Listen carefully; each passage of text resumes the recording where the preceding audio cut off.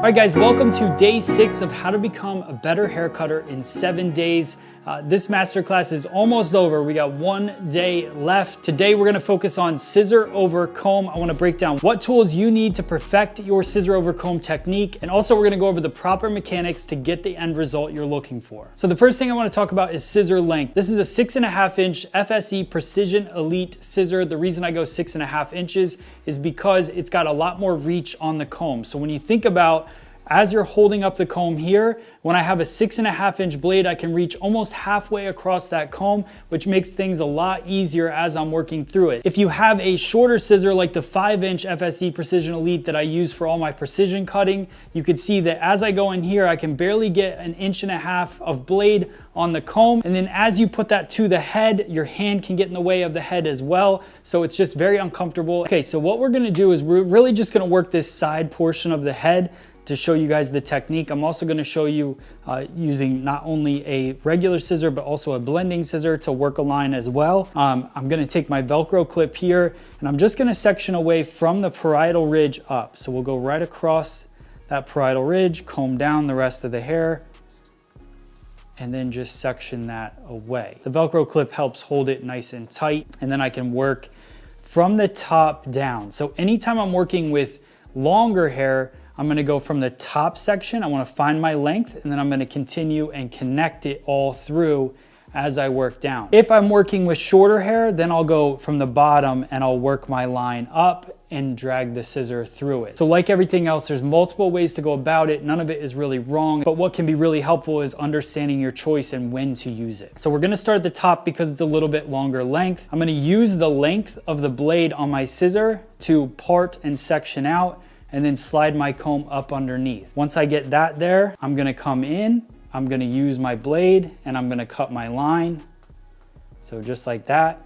I might go through it a couple times just to dust it and get a really nice solid line through there, and then I just continue lifting the hair up, and now I can see my guideline through, and I go through and connect it. So same thing here, bring that hair up, now I see my guideline through, using the bone of the comb as my guide for my blade, work through it. So just continuing. So work on picking up that hair with your scissor just like that. Now, once I have that length and everything looks nice, if I want to go a little bit tighter, I can work in at the temple, and this I'll slide my comb up in the hair. Because once the hair is shorter, it's a lot easier to control.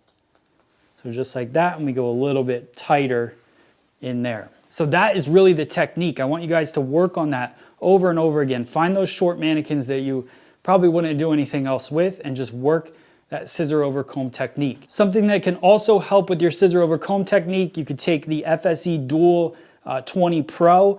This allows you to do texturizing and blending. You want the blade down for blending. So if the blade is down, it will blend the hair. If the blade is up, like this, we have the teeth down, it will texturize. So make sure you have that blade down, and then you can do the same exact technique, but instead of it taking those harsh lines or creating harsh lines, it just blends and softens.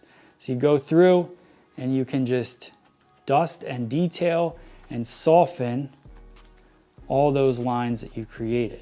Still cutting it at the same length, it's just softening the edge so it doesn't have as hard of lines in it. I'll show you guys that technique also in the back here, because a lot of times when you have the cowlick area and this heavier, thicker hair, and then it goes into the more faded part, still use the blending scissor to lift the hair up, and then just work to soften that line just like that.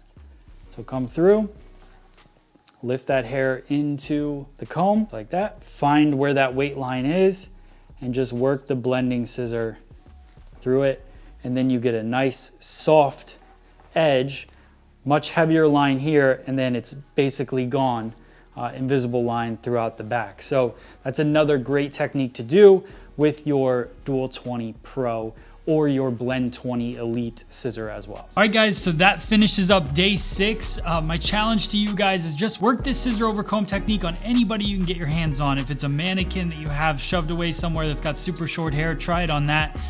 Or just take those clients that maybe you wouldn't have taken before and work scissor over comb. One of my favorite things about this scissor over comb technique is that it has a more handmade feel, and a lot of clients with shorter hair really like that natural texture that it gives it, as opposed to doing a clipper cut and having a little bit more of a machine-made effect. So somebody that wants, you know, maybe not a super tight fade, but they want a really nice, clean, short haircut, scissor over comb technique works really, really well. So let's master it, work really hard on it, guys. Tomorrow is our last day, day 7. I got 3 great hair cutting videos that are exclusive to you guys, 3 different haircuts that I'll share with you, and it's really gonna combine everything that we've done in the last 6 days into 3 different videos, 3 different lengths of cut. So excited for that. Get your rest. Tomorrow we got our last day. Thank you guys so much. I'll see you on the next video.